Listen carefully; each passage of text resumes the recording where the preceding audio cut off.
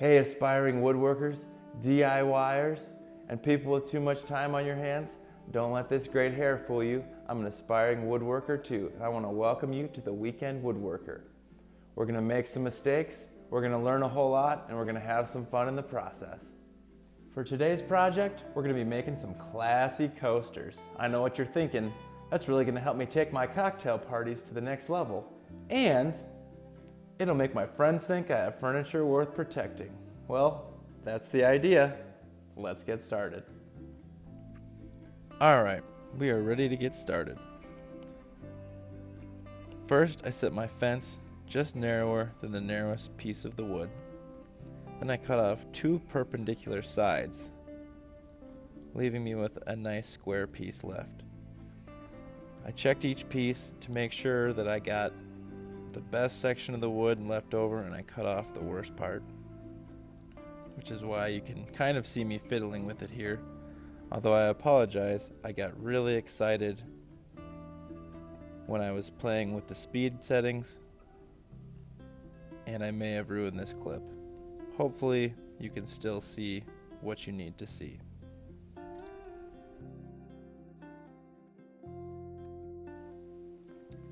Now we are ready for some glue. Lay down a bead of glue all the way across the wood, then smooth it out so it covers the entire surface. This can be done with a finger, like I'm doing here, or if you're a fancy pants, you can use a brush of some sort. Then all you need to do is put the pieces together.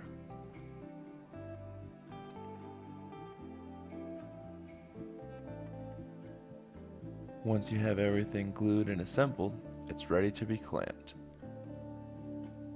I like to use some scrap wood with packing tape on it to help hold everything nice and square. The packing tape keeps the scrap wood from sticking to the project.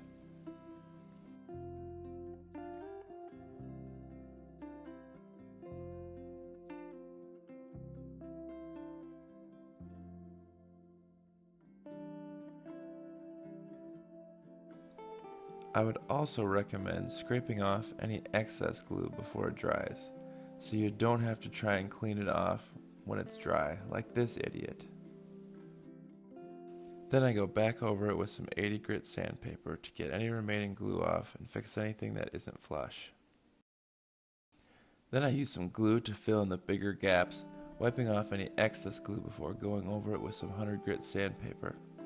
That fills the cracks with some sawdust and makes them disappear.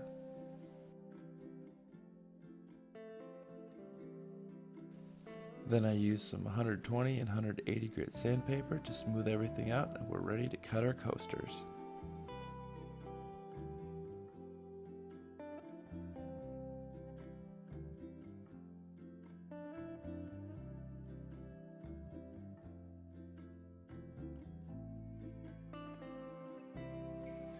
First, I cut off the uneven edge.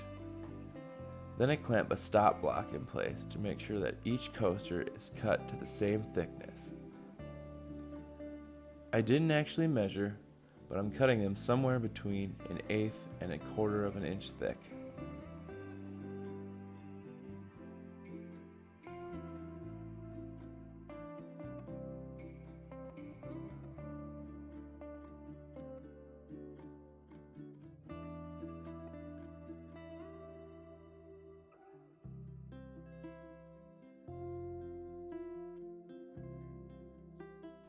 Now it's back to the bench for more sanding.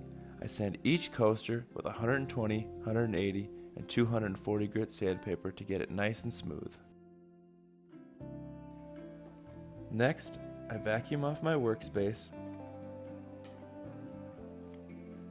and each individual coaster to remove any lingering sawdust.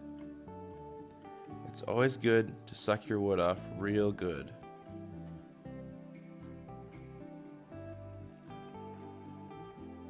When that's done, I take a dry paper towel and wipe down each coaster. Then we are ready for finishing.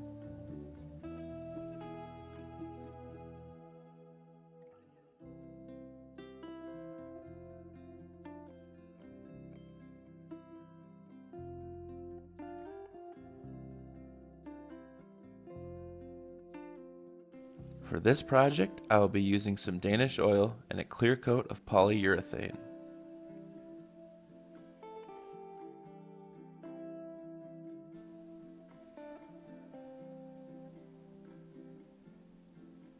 Sorry, itchy butt. You know how it is. I really like working with Danish oil. It's easy to apply and very hard to screw up, which is perfect for someone like me. Because we're working with end grain wood, we need to use a lot of oil.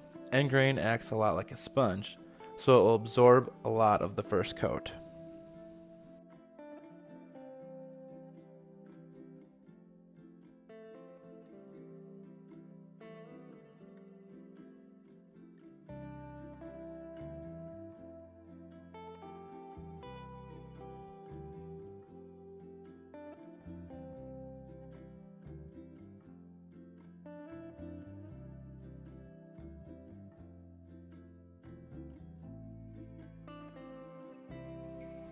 I let it dry for about 15 minutes before applying a second coat. After the second coat, you're supposed to go back and wipe off any excess oil, but I may have forgotten to do that. I really hope there aren't any Danes watching this video because I understand they're very protective of their oils and pastries.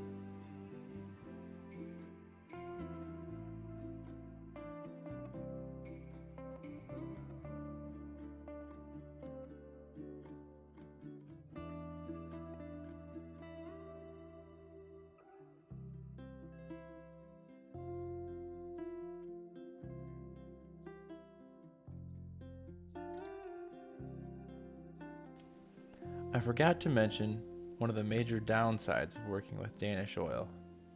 Before applying any additional finish, in this case polyurethane, you're supposed to let it dry for about 3 days.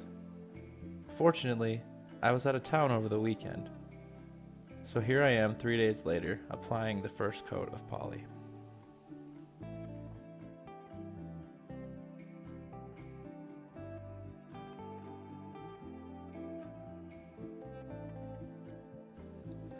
Polyurethane can be somewhat hard to work with, but for a small project like this, it's fairly easy to apply without fear of brush strokes or blemishes. It also offers great protection, which is important for coasters, tables, and other furniture that will regularly have things set on it.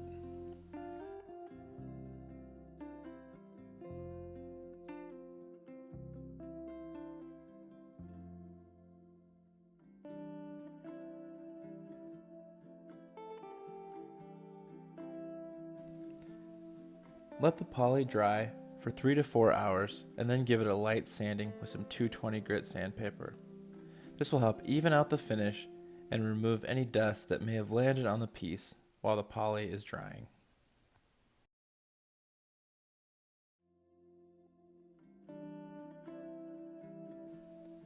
Then take a clean, dry paper towel or rag and wipe off any dust left from sanding.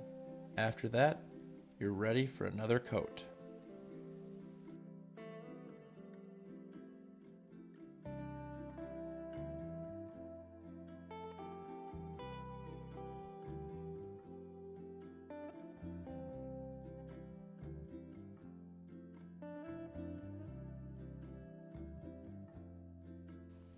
I typically apply between 3 and 4 coats of poly. The number of coats I use is largely based on how mad my wife gets at me for the amount of time I've been spending in the garage. For this particular project, I applied 3 coats following the same process for each coat, but I'm happy to report that no husbands were injured during the making of this movie.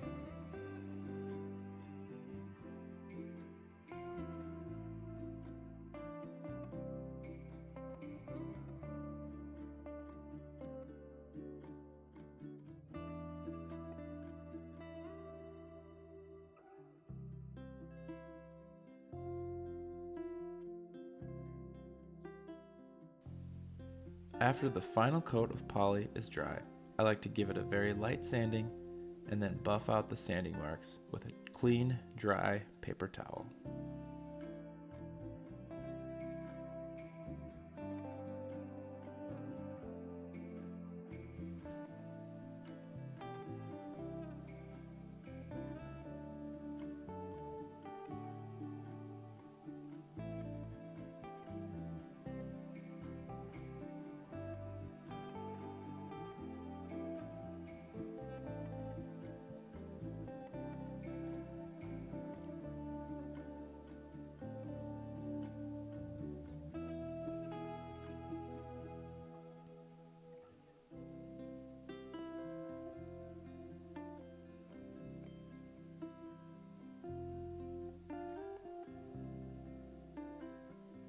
Please ignore my pet elephant.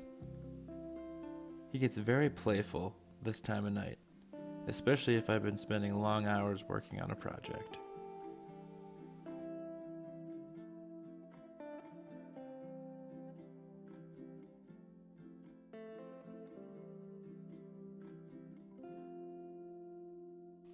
When that's all done, we get to inspect the final product.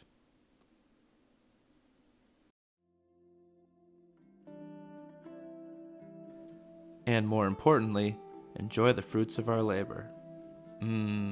That is some good coffee.